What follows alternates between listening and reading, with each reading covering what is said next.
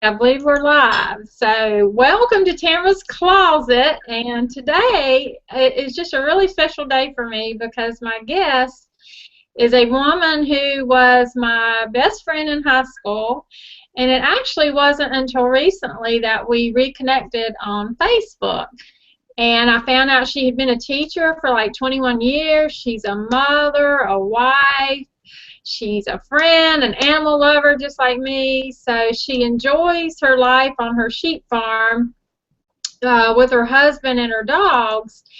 And it was actually from Facebook that I learned that the end of last year she's embarking on a very big journey. She's facing the biggest challenge of her life, and that is the battle of ALS, which is Lou Gehrig's disease. And we immediately reconnected, and I wanted to help Mary raise awareness in the defeat for ALS. So before I talk anymore, I just want her to say hello so I can know she's over here with me. So here, I want to introduce you to Mary Luper. Can you see us, Mary? Yep. Hey, how are you? It's nice to have you here. It's so good to have you here, and I'm just really excited that you're here today. And you know, I don't know, it's different circumstances, but it's all good. And it's Mary, because you and I were best friends back in the 9th grade. I believe that's when it was, and you were. I met my first love when I was hanging out with you at the mall, and I think we were the two silliest girls I knew back then. And I remember you telling me one time, you know, about what your first kiss was like. And I bring that up because to me, there's just nothing that seems to replace your childhood friends. You know, you've got, for a woman, you've got the friend you played dolls with, and then there's the friend that you were a teenager with and you talked about boys with, and Mary was that friend for me. And we actually learned to do the hustle together. I don't know if you remember that, Mary, and I had my first cold pizza breakfast with you. I remember I'd never had pizza for breakfast, so I saw my very first horse show with you back when you were showing horses. So there's just a lot of history here. But then we didn't see each other for many, many years, but I did keep up every now and then through other people who told me you were an excellent teacher. And so I'm going to let Mary tell you more about that. And finally, after all these years, and thank God to Facebook, I have found you again and learned about this battle that you're facing. And so we got together and had lunch, and it was really just, for me, like we picked up right where we left off. We laughed and had some silly moments and shed a few tears, and it was just one of the best moments for me that I actually have had in years, just kind of reminiscing with you and catching up. So, you know, before I jump into any questions, Mary, I just want you to take some time and tell a little bit about you and your passion about the farm, and as a wife, a mother, and I know you've got a special little guest right there with you.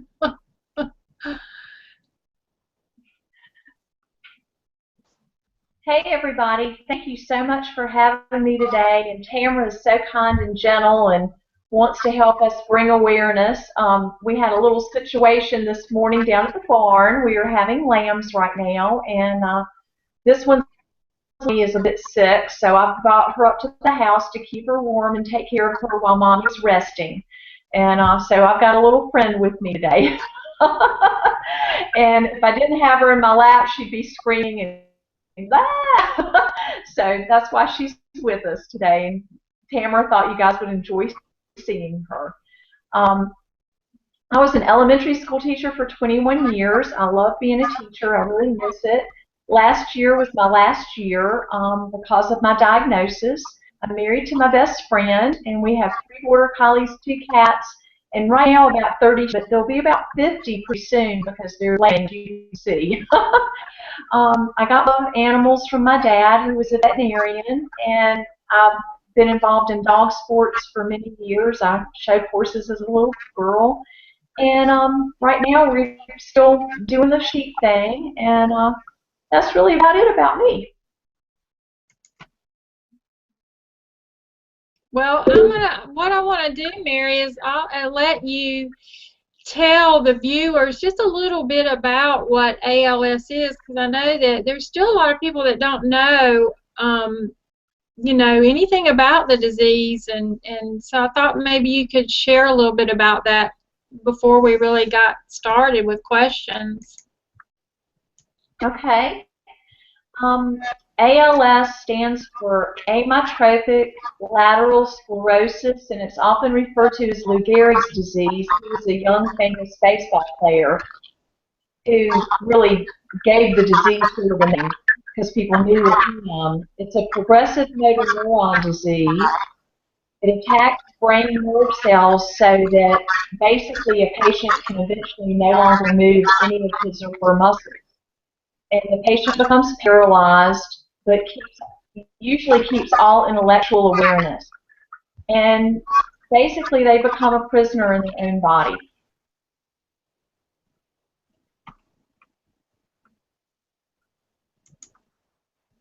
So I know you've learned so much about it just recently. I know, because I know when you said when the ice bucket challenge was going on, you actually did not know that you had ALS.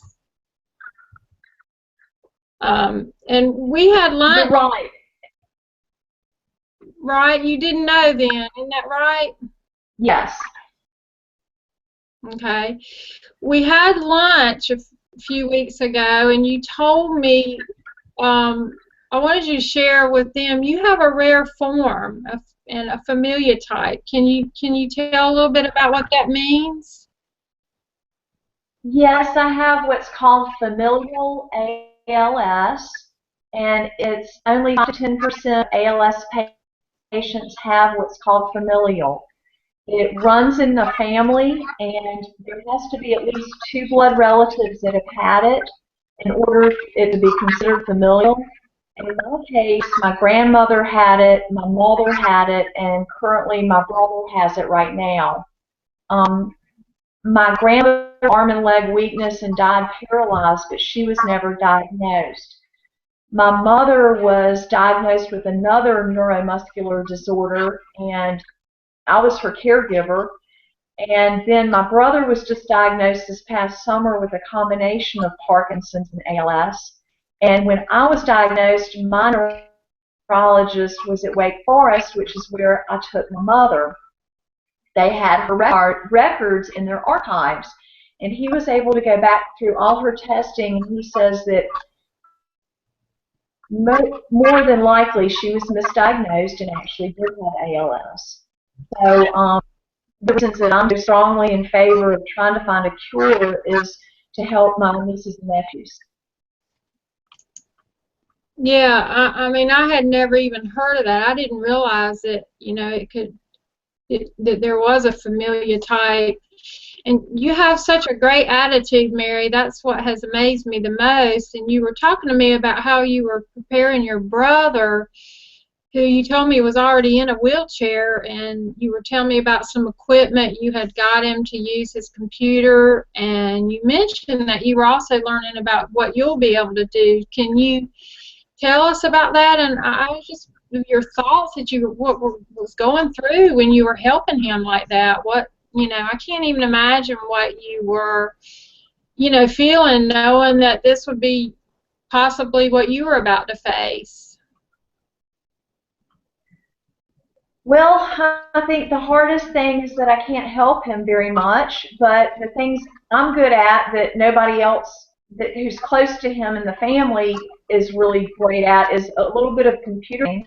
So I got a tech guy that does all kinds of different technology, and he was able to hook him up with something on his laptop or his computer that he can use his eyes to type, very much like talking does.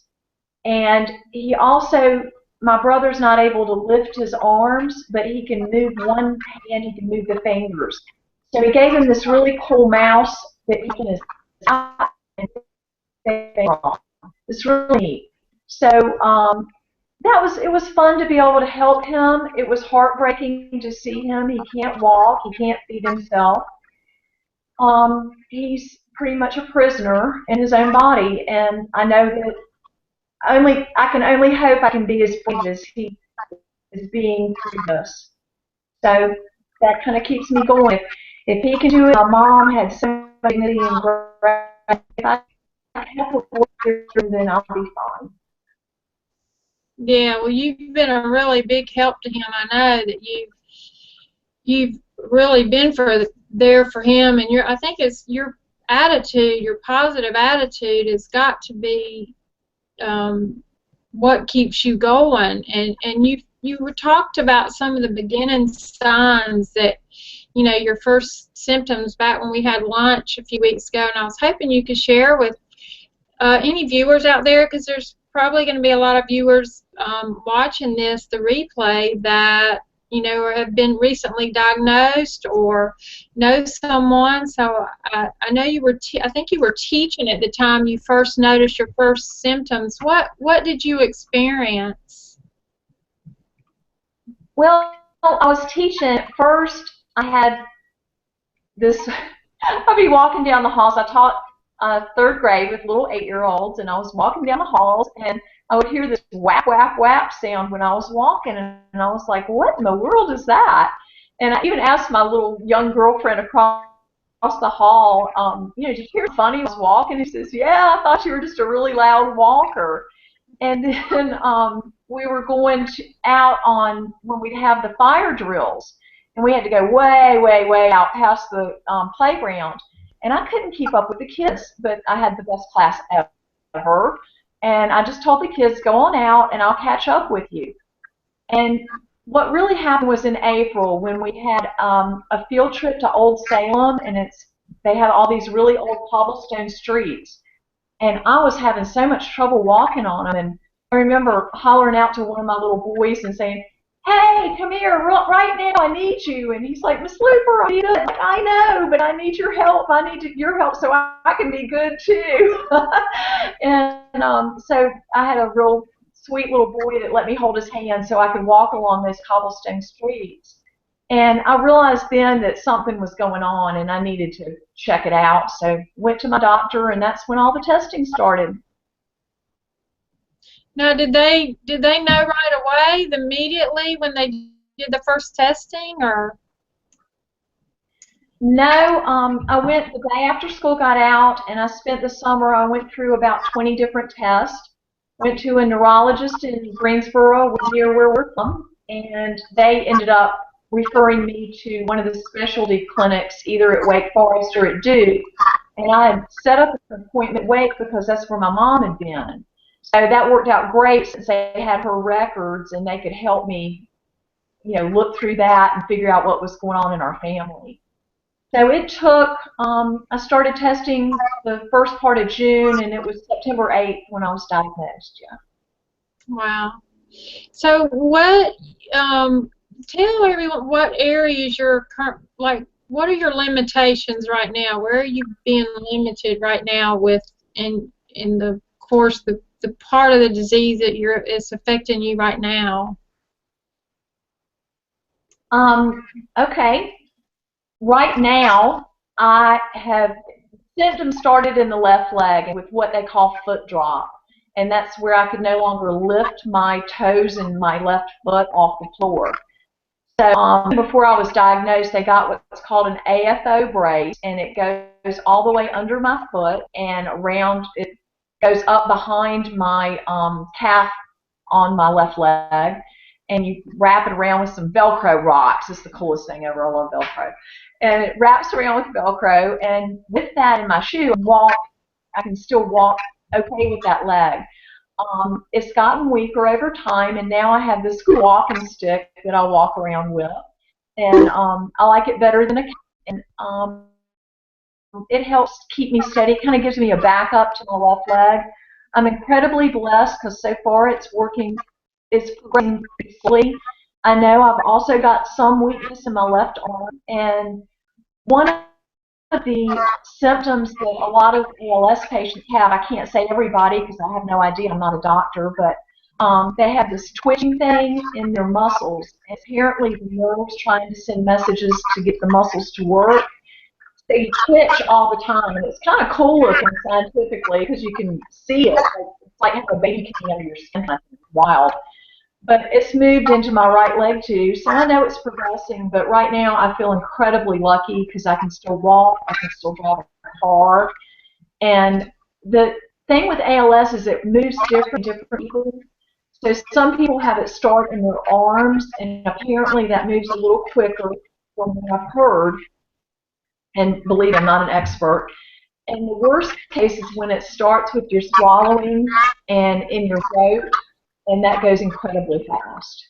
So I feel very, very, very lucky.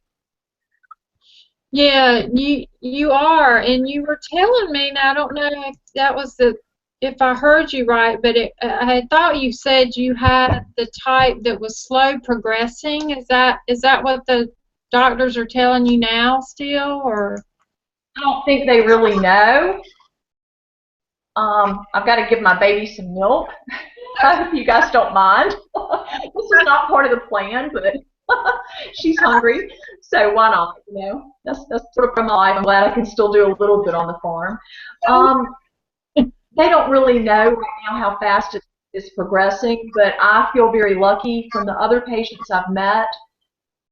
The first time I went to the clinic that they have, I go once every 3 months. I met this little girl. Oh my gosh, I can't remember her name. She's 30 years old, already in a wheelchair, has two little children who aren't even 5 yet. She can barely use her hands, and she has a smile on her face. So I have no excuse but to have a smile on my face.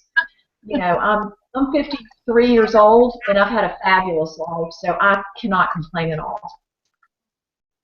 Well, you've got a wonderful attitude, Mary, and I mean you're the strongest person I know right now. So it's just you amaze me, you really do, and you're such an inspiration, and I think that's good, and that's why I wanted to have you here today. How how are you preparing for the road ahead, or how are you preparing your family? How are they preparing? I think the best advice I could give anybody is read everything you can, go to the clinic, learn every single thing you can.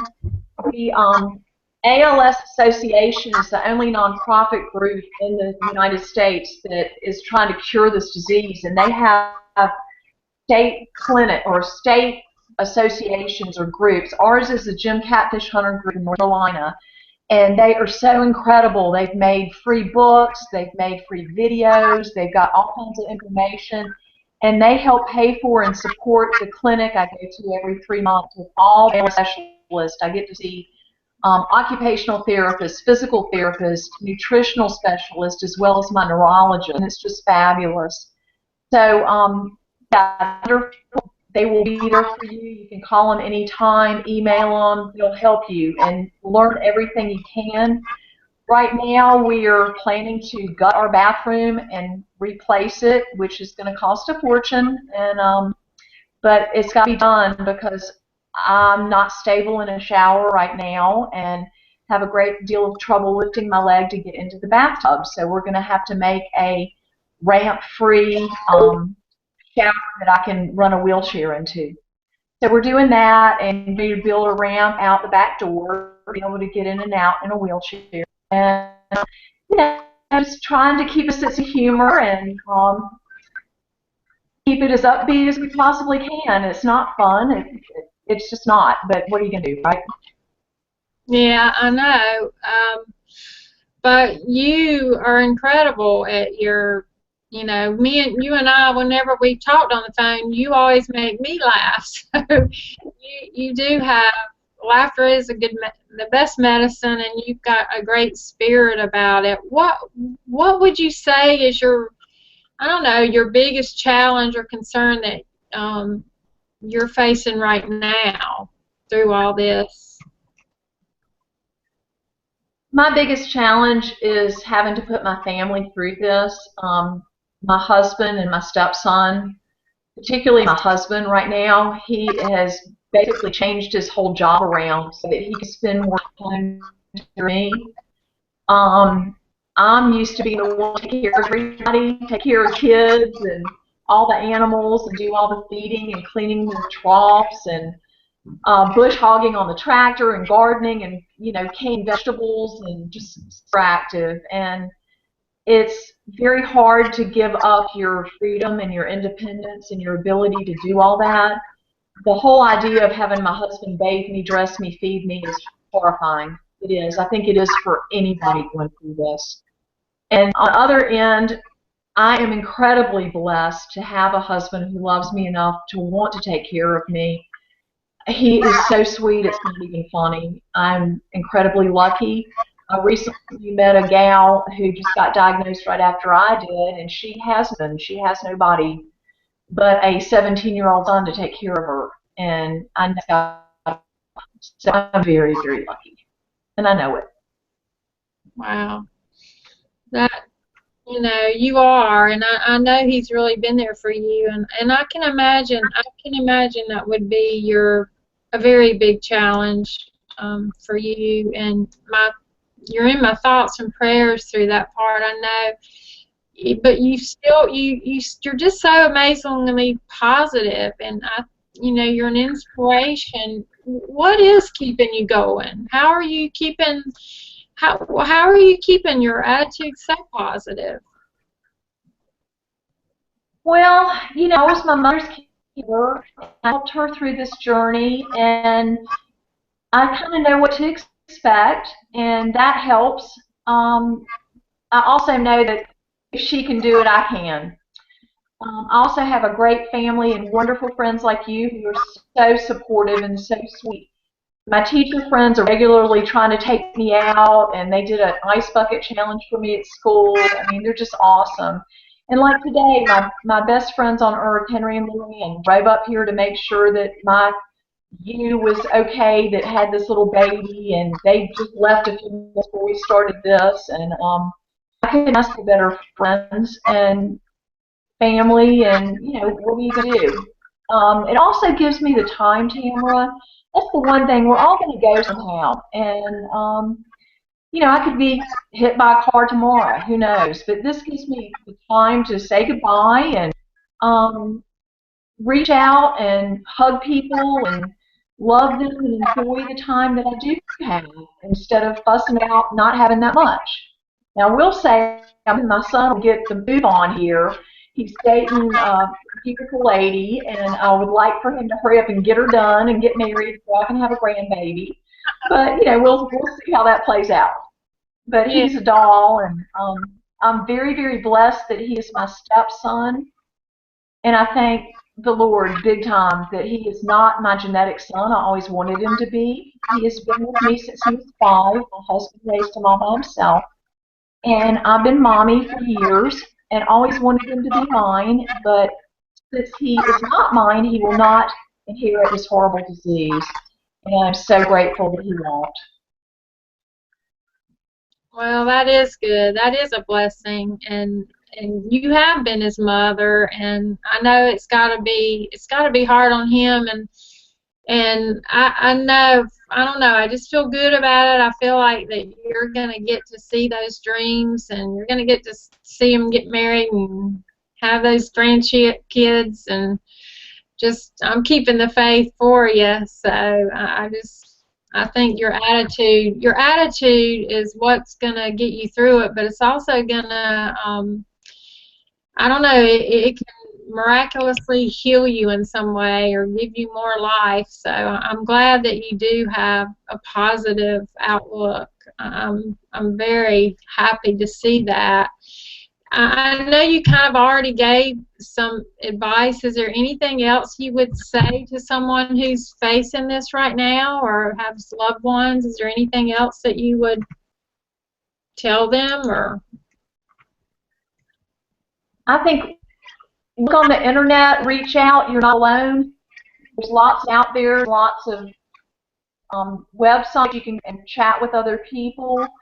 Um, I know ALS Untangled is on Twitter. There's just all kinds of ways you can find new information and, connect with other people that are going through the same thing, may have good advice, or at least make you feel like you're not alone. Yeah, that's good. And you're not alone. And I know you know that. I know. And I know that we were going to, I wanted you to share a little, and I don't know if you can still do this with your little baby in your hand, but I wanted to, on a lighter note, because I knew you were had a lot going on today and we're going to be a little tired. So you had posted some really fun tattoos on Facebook, Mary, and I thought it was really cool, and I wanted you to kind of tell everybody the inspiration behind that. I've got one here that I can show that it's on your leg, and it's this one right here. Let's see, which way do I need to move? I believe it's your dog, one of your dogs.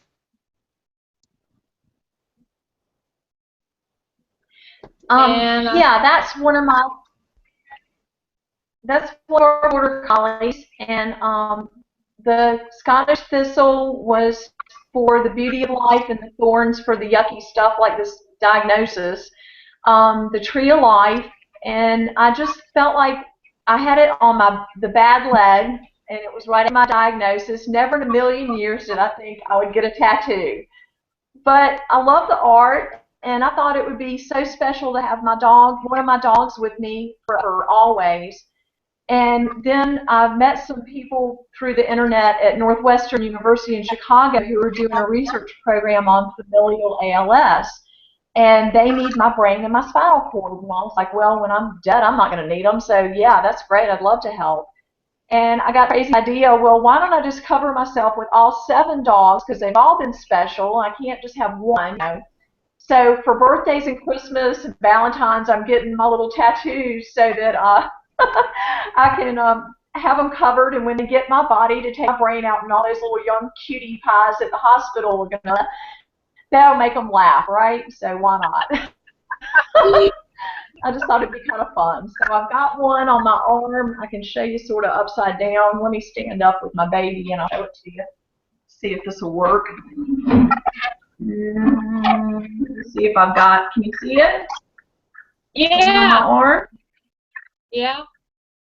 So right now I just have 2, which is all I can afford. And 7 dogs is a lot of tattooing. We'll see how it goes. Yeah, that's the picture of the one on my arm, yeah. So, yeah, this made me laugh, and it makes other people laugh, especially the fact that nobody ever thought I'd get a tattoo. I know. I remember when I saw this on Facebook, I was like, Mary's the last person, almost, because I'd be the second to last to get a tattoo, and I just thought it was great. It made me want to go out and get a tattoo, too. I know. I said I just love it. I just love it. So I don't know. I love your attitude. It's just, I just love it. So I wanted everybody to see that. So let's talk before, because I know you're going to have to go soon. Let's talk a little bit about, because you know more about it than I do, and the walk. There is a walk in April, and April 11th. In Greensboro. How can anyone help you with this walk, and where is it, and or how can they? I've got a link I can hold up, but I had to shorten it with such a long link. But this is the bit.ly link. Let's see if they can. Okay. Well, I've also posted it at the. It'll be posted at the bottom of the video, but go ahead and tell them about the walk. Okay, and anybody can go on the ALS.org site and look where it says walk and just click on it and put in their zip code. There'll be over 170 walks over the country, across the country this year. And if you don't live near us, then get involved in the walk near you. It is really the only other way besides that isolate thing, which is a one-time deal, for them to raise money. They even have support groups once a month that I go and meet other patients. It's fabulous. They do so much to help the patients, and they are only nonprofit organization trying to help fund the research to cure this. So yeah, if you can come April 11th, it'll be in downtown Greensboro. We'd love to have you. Love to have you make a donation to the ALS Association for it. That'd be great. We just would really appreciate it. Our team name is the Gene Genie, after the David Bowie song. And my husband's a team captain. He makes sure I know that every day. He is hilarious on the team captain. So we're having a ball getting the team going. If we can, we may even make team T-shirts just for our team. Right now, there are, I think, 14 teams going for the walk in Greensboro. We are the third at fundraising right now, and of course, we want to be top, but that's okay. And we're just real excited. It's going to be a lot of fun. It's only a 3K walk, which is about 2 miles, so it's no big deal. I've even got a little wheelchair we can push so I can go on the walk, and I can't wait. Good. I'm going to be there with you. I'm looking forward to it. And, you know, I think, you know, I wish you could bring your little lamb there. I think you should just bring them all, you know. But I am coming out to see those little babies and see you, Mary, and I'm looking forward to that. I hate to end this today too, because it's so cool that we can do this and see each other, and you know, it's just, the internet is just, it still amazes me what we can do today. But I wanted to thank you so much, Mary, for being here today, because you are the bravest woman I know right now, and it's an honor to have you here, but it's even more honor to have you back in my life. And you have all my love and prayers, and I look forward to walking with you, not only in the walk, though, on the 11th, but just walking with you through this journey that you are embarking on. And I'm looking forward to seeing you real soon on your farm. So I just want to thank you so much for doing this today, and I know that there are going to be a lot of people that want to help you raise awareness. So I'll also do a blog on this and have this video in the blog. And so I wanted to thank the viewers for their support, anyone who's watching it live and also who watches it, the replay. And just make sure you follow, well, here's the Greensboro Walk, but she said that was ALS.org, I believe. I think so. If you look up ALS on the internet, you can go right to it. Yeah, and then if you follow my blog, tamarahscloset.com, you'll also be able to find links to it when I get the blog up, and you know, I'll keep kind of updated on Mary there too. So you know, I'll have links in there for the walk, and of course on Facebook. So you know, I just want to thank everyone for their support, and really thank you, Mary, for you know, doing this and being here. And I'm going to be here with you all the way. And I hate to say goodbye to you and your little baby there. They're just so cute. Well, I want to thank you from the bottom of my heart. You are making a real difference. I really appreciate your time and your effort to help us find a cure for this disease and help other people. And my baby doesn't have a name yet, but I might name her Tamarah Jr. But you're just as pretty inside your heart as you are on the outside, girl. And thank you so much for making this effort to help. Love you. I love you. Don't go away. I'm going to take us off air, but I'll be able to say goodbye to you when we get off air. So thanks again, everyone, for being here in Tamarah's Closet, and I'll see you next week. And thanks for coming. Bye.